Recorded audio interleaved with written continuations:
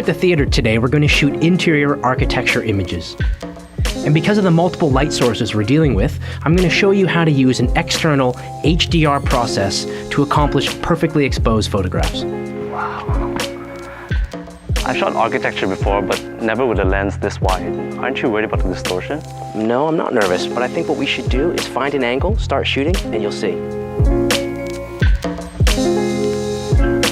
The main reason that I choose the AF-S Nikkor 14-24 f2.8 GED is because unlike a fisheye lens that distorts and curves the edges of the frame, this lens does an incredible job of keeping those lines straight. So I think we'd set up here and give it a try. I also want to point out what this lens has going on inside. The extra low dispersion elements and aspherical lenses reduce chromatic aberration and other lens distortions.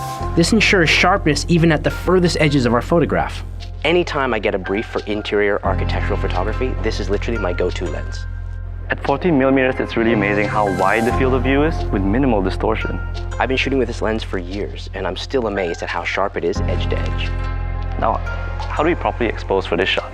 Yeah, we're in a tricky lighting environment, so we're going to use something called a multi-exposure HDR, or high dynamic range.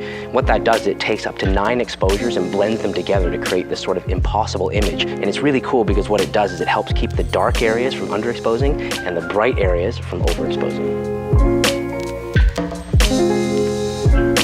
So are we going to do normal bracketing for this shot? We're going to use 2 techniques. First of all, I'm going to set the automatic timer on the camera. And secondly, I'm going to set the bracketing to 9 photographs. I'm going to go into the bracketing menu and set the exposure compensation value to 1/3 of a stop. And then by pressing the shutter just once, the camera will shoot 9 exposures for me in complete succession. That means I don't have to touch the camera again, which reduces the opportunity for camera shake when we're shooting at narrow aperture of f11 and long exposures. So you can see here the HDR image has allowed us to bring out the detail in the shadows without blowing out the highlights.